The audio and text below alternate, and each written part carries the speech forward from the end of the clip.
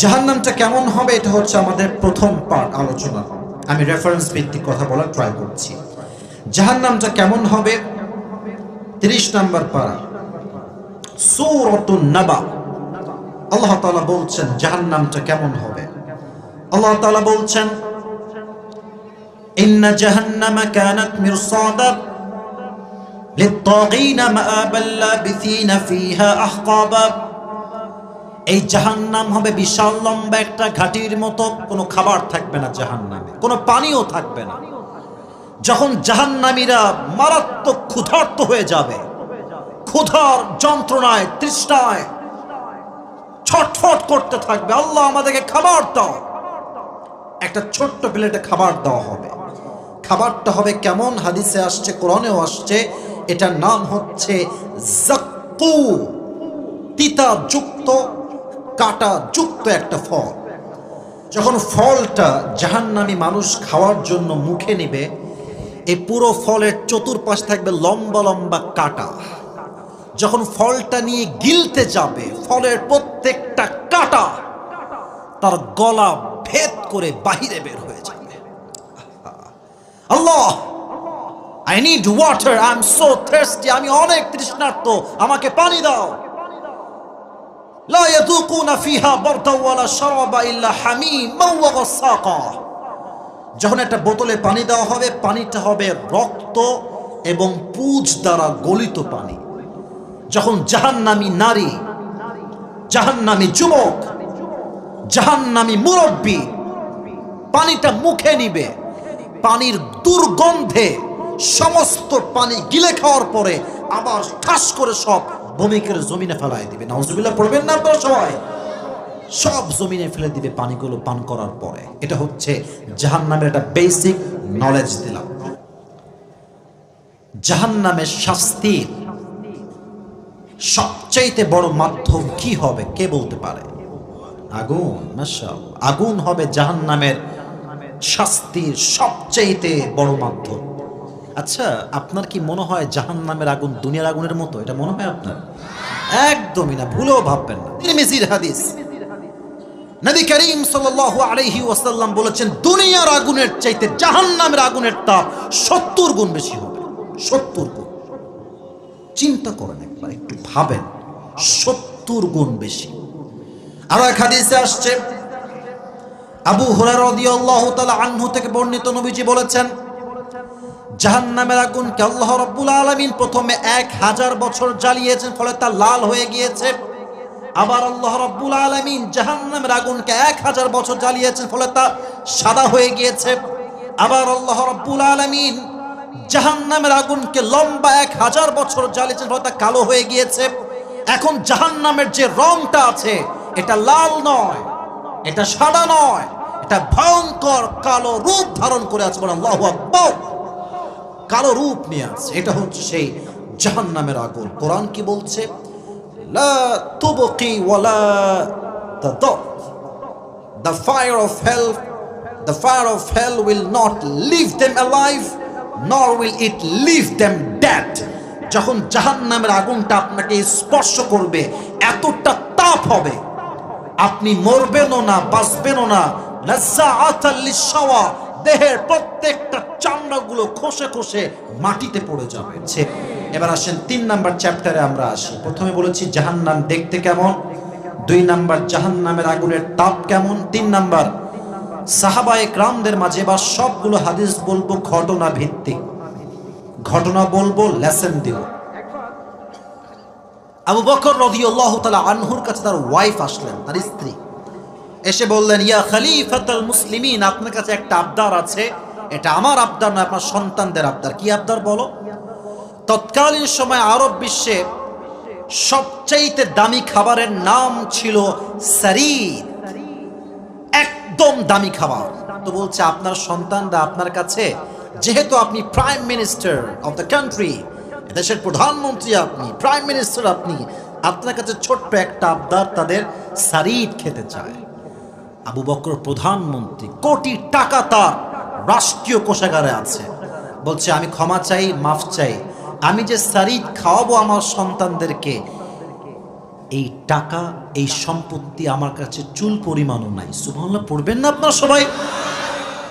আল্লাহু আকবার। বলছে কি বলছেন আপনি? রাষ্ট্রের কোষাগারে কয়েক হাজার কোটি কোটি রাখা আছে, নিয়ে আসেন কয়েক টাকা আমাদের জন্য। বলছে তুমি এটা কি বললা? Doesn't make any sense. তোমার মাথা ঠিক আছে? আমি রাষ্ট্রের টাকা মেরে খাবো আর জাহান্নামের আগুনে আল্লাহ আমাকে নিক্ষেপ করবেন, এটা আমি চুল পরিমাণ কখনো বরদাস্ত করতে পারবো না, এটা আমি সহ্য করতে পারবো না। এ কথা বলেই তিনি বাসার থেকে বের হয়ে গেছেন। হাদিসটা অনেক লম্বা, জাস্ট প্রেসাইজলি বলছি যাতে আপনাদের বুঝতে সুবিধা হয়। দীর্ঘ 2-3 মাস পরে আবার তিনি বাসায় আসছেন, তো তার বউ দৌড় দিয়ে আসছে, হাতে একটা প্লেট আছে।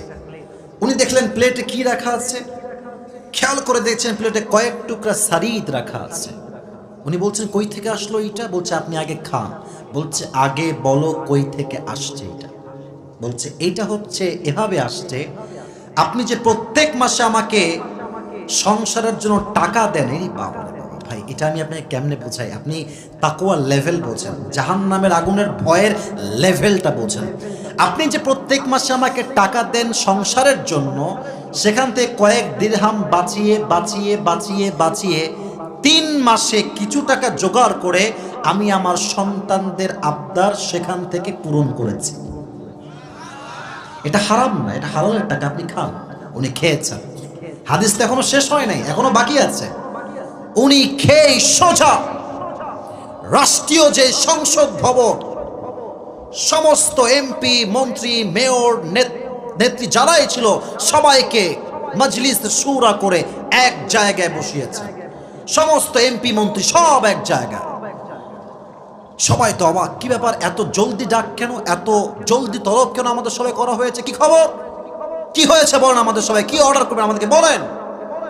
উনি বলছেন আমার অর্ডার হচ্ছে এইরকম, প্রত্যেক মাসে রাষ্ট্র থেকে আমি যে টাকাটা বেতন হিসেবে পাই, তোমরা এটাকে এখন থেকে কমায় দাও। আর কমাবো কেন? বেতন তো ঠিকই আছে, আগের মতোই থাক না। উনি বলছেন না না না, প্রমাণ হয়ে গিয়েছে যে বেতন আমি পাই, এখান থেকে আমার বউ 3 মাসের বেতন থেকে টাকা বাঁচিয়ে বাঁচিয়ে আমার জন্য সারিদ কিনেছে, সন্তানের জন্য কিনেছে। এটাই প্রমাণ করে আমি আবু বকরের সন্তান এবং সংসার সবার খরচ এর চাইতে কম বেতনেই আদায় হয়ে যাবে। সুবহানাল্লাহ বললেন না? কমায় দাও। তো সব যুবক তো একরকম হয় না। এক যুবক মজলিসের মাঝখান থেকে দাঁড়িয়ে গিয়েছে, বলছে ইয়া খলিফাতুল মুসলিমিন, আই হ্যাভ অন অবজেকশন। একটা আমার অবজেকশন আছে। কি বলো? বলছে আপনি তো আমাদের রাষ্ট্রের প্রধান, আপনি যদি বেতন বেশি পান সমস্যা কোথায়? আপনি রাখেন না বেতনটা। উনি বলছেন আমি বেতন রাখবো বেশি আর আল্লাহ আমাকে জাহান্নামের আগুনে নিক্ষেপ করবে, আমার জন্য জাহান্নামের আগুনের ফয়সালা হবে, এটা আমি আবু বকর এক মুহূর্তের জন্য চুল পরিমাণ বরদাস্ত করতে পারবো না। সুবহানাল্লাহ। কোথায় আপনাদের যুবক ভাইরা? এবার বলেন ইসলামের সেকেন্ড খলিফা, দ্বিতীয় খলিফার নাম কি ছিল? কে বলতে পারেন? ওমরে ফারুক রাদিয়াল্লাহু তাআলা আনহু। এবার ওমরে ফারুক দাঁড়িয়ে জুমার মেম্বারে খুতবা দিচ্ছেন রাষ্ট্রের সমস্ত মুসল্লিদেরকে সামনে রেখে। হঠাৎ করে একজন মুসল্লি মাঝখান থেকে দাঁড়িয়ে বলছে, ইয়া ওমর, একটা অভিযোগ আছে তোমার বিরুদ্ধে। কি অভিযোগ বলো? আচ্ছা তুমি যে জুব্বাটা পরে আছো, জুব্বা এত লম্বা কেন? জুব্বাটা এত লম্বা কেন ওমর? তুমি কি রাষ্ট্রের টাকা মেরে খাইছো নাকি? নাউজুবিল্লাহ পড়বেন না আপনারা? প্রধানমন্ত্রীকে এই কথা, তুমি কি রাষ্ট্রের টাকা মেরে খেয়েছো? আরে ওমরে ফারুক একজন বিশ্ব লিডার, অর্ধ জাহানের খলিফা। রিয়াকশন দেখেন, রিয়াকশন মানে হচ্ছে ফেসের রিয়াকশন। বলছে আপনি কি রাষ্ট্রের টাকা মেরে খেয়েছেন? রিয়াকশন, আমার ফেস দেখেন, রিয়াকশন। কোনো গালি নাই, কোনো ধমক নাই, কোনো অ্যারেস্ট নাই, একটা চেহারা দিয়ে মুচকি হাসি দিয়েছেন। সুবহানাল্লাহ পড়বেন না? তাকায় আছে, কি জবাব দিবে? সন্তান আছে তার পাশে, তার নাম হচ্ছে আব্দুল্লাহ ইবনে ওমর, দাঁড়িয়ে গিয়েছে। বলছে এই ভাই, আপনাকে জবাবটা আব্বা নয় আমি দিচ্ছি, শোনেন জুব্বাটা লম্বা কেন হয়েছে? সন্তান বলছে যে ভাইজান জুব্বা লম্বা কেন জানেন আপনি? শোনেন আমি বলছি, প্রত্যেক বছর রাষ্ট্র থেকে আব্বা একটা জামা পায়, আমি একটা জামা পাই, আব্বাও জুব্বা পায়, আমিও জুব্বা পাই। তো এই বছর যে জুব্বাটা আব্বাজান পেয়েছেন, ওই জুব্বাটা শর্ট হয়ে গেছে, আর আমি যেহেতু আব্বার চাইতে লম্বায় খুবই কম, আমার জুব্বাটা হালকা লম্বা হয়ে গিয়েছে। তো আব্বাজান তো প্রধানমন্ত্রী, চাইলে নতুন জুব্বা, বুঝে বলবেন, কথা একদম বুঝে নয় বলবেন না। একজন প্রধানমন্ত্রী চাইলে নতুন জুব্বা কয়েক লাখ টাকা দিয়ে কয়েকশো কিনতে পারে না? আমাকে বলতে হবে না, আমি ওয়াজ করবো না, বলেন পারে না? পারে না? পারে না? পারে।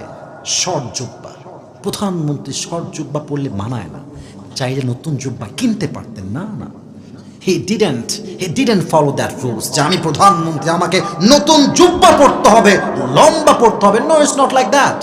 মানে বলেন, এই আব্দুল্লাহ ইবনে ওমর, আমার সন্তান, এদিকে আসো। আব্বাজান কি হয়েছে? তোমার জুব্বা নিয়ে আসো। নিয়ে আসছে তার জুব্বা, নিজের জুব্বা, সন্তানের জুব্বা, বাবার জুব্বা একসঙ্গে রাখছে। দর্জি কোথায়? দর্জিকে নিয়ে আসছে। দর্জি আসছে, ইয়া খলিফাতুল মুসলিমিন, হুকুম, বলেন কি করতে হবে। বলছে, আমার সন্তানের জুব্বার যে লম্বা একটু বেড়ে গিয়েছে, এখান থেকে কাটো। কাটো। কাটছে, এমনি গোল করে কাটছে। বলছে, এই কাটা অংশটা আমার জুব্বায় লাগাও। জুব্বায় লাগানো হয়েছে। ওমরে ফারুক, অর্ধ জাহানের প্রধানমন্ত্রী, নতুন জুব্বা কয়েক লাখ কিনতে পারতেন, জাস্ট জাহান্নামের আগুনের ভয়ে নতুন জুব্বা না কিনে উনি নিজে প্রধানমন্ত্রী হয়ে তালি দেওয়া জুব্বা পরিধান করেছে। আপনি আমার কথা কি আপনি বুঝতেছেন? কল্পনা করতে পারেন? আপনি দেশের প্রধানমন্ত্রী জুব্বা পরেছে, তালি দেওয়া, তার সন্তানের থেকে নিয়ে তালি দিয়েছে। তার মানে বোঝা যায়, এবার বিষয়টা হচ্ছে আমার সর্বশেষ বিষয়। এবং হ্যাঁ, যদি এই কথা বলতে গিয়ে কোনো যুবক কিংবা মুরব্বী উঠে যায়, লুঙ্গি টাইনা ধরে আজকে মাহফিলে বসাই দিবেন যুবক ভাইয়া। শেষ ভালো যার, সব ভালো তার। আসুন, জাহান্নামে মানুষ সবচেয়ে বেশি কেন যাবে? কোরআন কি বলছে একটু শোনা ট্রাই করি। কোরআনুল কারীমে আল্লাহ তাআলা বলছেন 29 নম্বর পারা সূরাতুল মুদ্দাথির, ইয়াতাসাআলুনা আনিল মুজরিমিনা মা সালাকাকুম ফি সাকার ক্বালু লাম নাকু মিনাল মুসাল্লিন। জাহান্নামী মানুষগুলোকে বলা হবে, তোমাদেরকে কোন গুনাহ আজকে জাহান্নামে নিয়ে আসছে? মানুষগুলো সবচেয়ে কোন কারণে জাহান্নামে বেশি প্রবেশ করেছে? তারা ডাক দিয়ে বলবে, ক্বালু লাম নাকু মিনাল মুসাল্লিন, আমরা দুনিয়ার জমিনে সমস্ত কাজ করেছি, সমস্ত ভালো কাজ আমরা করেছি, বাট একটা কাজ আমরা ভালো করে করতে পারি না, আমরা কেউ নামাজি ছিলাম না। আমরা কি ছিলাম না? ক্বালু লাম নাকু মিনাল মুসাল্লিন, আমরা কেউ নামাজি ছিলাম না। সবচেয়ে বড় কারণ হবে বেনামাজি হওয়া। হাদিসে আসছে, একবার ওমরে ফারুক রাদিয়াল্লাহু, এটা একটু মারাত্মক স্টোরি, এটা আমি প্রায় বলি বোঝাবার স্বার্থে। What is the importance of salah, নামাজের গুরুত্ব বোঝাবার স্বার্থে এটাই আমার শেষ অংশ ওয়াজের। এসে বলছে ওমর, একজন আগুনের উপাসক বলছে, ওমর তোমার কাছে একটা অভিযোগ নিয়ে আসছে। কি অভিযোগ বলো? বলছে, আমার যেই মনিব আছেন তার নাম হচ্ছে মুগীরা ইবনে শুবা, তিনি প্রত্যেক দিন আমার কাছে 6 দিরহাম চার্জ করে। আমি তো গরিব মানুষ, আমি এত দিরহাম আদায় করতে পারি না, কষ্ট হয়ে যায়। তো আপনি একটু কথাবার্তা বলে আমার দিরহামটাকে কমায় দেন, আমি কয়েক দিরহাম দিব, 2 দিরহাম, আমার দ্বারা 6 দিরহাম দেওয়া যাবে না। তো বলছে, আচ্ছা বুঝলাম। আচ্ছা ভাই, তুমি কি জব করো? তোমার ব্যবসা কি? তোমার চাকরি কি? তো বলছে, আমার ব্যবসা হচ্ছে আমি খঞ্জর বানাই। মুরব্বী আব্বাজানরা আমার দিকে হাত দেখবেন, আপনারা একটু আমার হাত দেখবেন, আমি হাদিসটা পরিপূর্ণ প্র্যাকটিক্যালি বলবো। আমার হাত দেখেন। খঞ্জরটা হচ্ছে ডানেও চাকু বামেও চাকু, মাকবাদাতুহু ফি ওয়াসাতি, হ্যান্ডেলটা হচ্ছে মাঝখানে। এটাও ছুরি, এটাও ছুরি, হ্যান্ডেল হচ্ছে মাঝখানে। তো বলছে, তাই নাকি? তুমি তো অনেক ধনী মানুষ ভাই, তুমি তো খঞ্জর বানাও, একজন ব্যবসায়ী, মদিনায় এরকম আর কেউ নয়। তোমার তো 6 দিরহাম নয় 10 দিরহাম চার্জ হওয়ার কথা। এটা শুনে বলছে, ও আচ্ছা ওমর, সবাই যেহেতু মুসলমান তাই তুমি সবার বেলায় নরম, আর আমি যেহেতু বিধর্মী তাই তুমি আমার বেলায় হয়েছে গরম, তাই না? এবার দাঁড়াও, খেলা হবে তোমার সাথে আমার। হুমকি দিয়েছে, থ্রেট, এক থ্রেট দিয়ে বের হয়ে গেছে। হাদিসে আসছে, ওমরে ফারুককে হত্যা করবার জন্য আবু লু আল মাজুসি বিশাল লম্বা রাত জেগে বিশাল বড় একটা খঞ্জর বানিয়েছে ওমরকে হত্যা করবার জন্য। লম্বা একটা চাদর নিয়েছে, চাদর নিয়ে এমনি ঝুলাইছে। এই পাশ তো এমনি, এই যে এখানে চাদরের এই পাশে হচ্ছে চাকুটা, বিশাল লম্বা ছুরি ঢেকে রেখেছে। চাদরের ডান পাশটা এমনি তুলে একদম এই পর্যন্ত দিয়েছে, মানে এই পুরোটা ঢাকা, বোরকার নিকাবের মতো, হিজাবের মতো। আর এই পাশ থেকে নিয়ে চাদরটা উঠিয়ে অমরকে হত্যা করবার জন্য জাস্ট ছদ্মবেশ ধরতে এই পর্যন্ত নিয়ে চাদরটা একদম এই পাশ দিয়ে নাক ঢাকা, এই পাশ দিয়ে কপাল পর্যন্ত, ভ্রু পর্যন্ত, পুরো ফেসটাই ঢাকা, মুনাফিকের রূপে ছদ্মবেশে ফজরের নামাজ পড়তে আসছে ওমরের পেছনে। ওমরে ফারুক মসজিদে প্রবেশ করেই বলছেন, সফু সুফু ফাকু, কাতা সোজা করো, কাঁধে কাঁধ মিলিয়ে দাঁড়াও, আল্লাহু আকবার। নামাজ শুরু হয়ে বের করে খঞ্জরটা দেখেন, এটাও চাকু, এটাও চাকু। এবার পেট দেখেন, পেট সবাই প্লিজ পেট দেখেন। এটা এখান থেকে ধরে ওমরের পেটের ডান দিক থেকে শুরু করে এমনি ধরে একটা সোজা কোপ দিয়েছে, আবার দিয়েছে, তিনটা এমন জোরে কোপ দিয়েছে খঞ্জর দিয়ে। হাদিসে আসছে দুই পেট কেটে দুই ভাগ হয়ে গেছে, আর পেটের ভেতরে নাড়ি ভুড়ি যা ছিল সবগুলো বের হয়ে জমিনে পড়ে গেছে। আর ওমরে ফারুক নামাজের মাঝে চিৎকার দিয়ে বলছে, কতালানিয়াল কাল, কতালানিয়াল কাল, আমাকে একটা কুকুর হত্যা করেছে, আমাকে বাঁচাও। অজ্ঞান হয়ে পড়ে গেছে। কিন্তু অবাক করা বিষয়, দুই একজন সাহাবী বাদ দিয়ে কোনো সাহাবী নামাজ বাদ দেয় নাই। সুবহানাল্লাহ পড়বেন না আপনারা সবাই? দুই একজন সাহাবী খুব দৌড় দিয়ে ওনাকে তুলে সাইডে নিয়ে গেছে, আর একজন ইমাম এসে নামাজ পড়িয়েছে। নামাজ যখন শেষ, সব সাহাবী নামাজ পড়ে, ওমরে ফারুক, ইয়া আমিরুল মুসলিমিন, আর ইউ ওকে, আপনি ঠিক আছেন? কোনো কথা নাই, সেন্সলেস, চোখ বন্ধ। দুই ভুঁড়ি দিয়ে, এই পেট দিয়ে রক্ত গলগল গলগল করে বের হচ্ছে। সাহাবা একরাম খুব দ্রুত মদিনার সব ডাক্তারকে নিয়ে আসছে, যত স্পেশালিস্ট আছে, যত ডাক্তার আছে সব আসছে, ওমরকে বাঁচাও। তারা এসে সোজা ওমরের ঘাড় এই সাইডটা ধরে শুয়েছিল ওমর, এমনি হালকা উঠিয়েছে, পানির একটা পেয়ালা নিয়েছে, পাত্র নিয়েছে, তার দুই ঠোঁট এমনি হা করে কয়েক ফোঁটা পানি দিয়েছে, কয়েক ঢোক পানি দিয়েছে। ইস, পানিগুলো ঢুকে গলা দিয়ে নেমে, বুক দিয়ে নেমে, পেট দুই পাশে পুরোটা কাটা, পানিগুলো এই পাশ দিয়ে ঢুকছে, পানিগুলো পেটের এই পাশ দিয়ে সব গলগল গলগল করে বাহিরে বের হয়ে যাচ্ছে, পানি থাকছে না।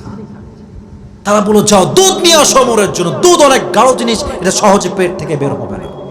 নিয়ে আসছে দুধ ওমরের জন্য, গাঢ় দুধ ওমরের মুখে দিয়েছে। ওমরের মুখ দিয়ে, গলা দিয়ে ঢুকে, পেট দিয়ে, এই বুক দিয়ে নেমে যখন পেটের কাছে আসবে, পুরো পেট এতটা কেটে ফেড়ে গেছে, সবগুলো দুধ পেট কেটে বাহিরে বের হয়ে গেছে।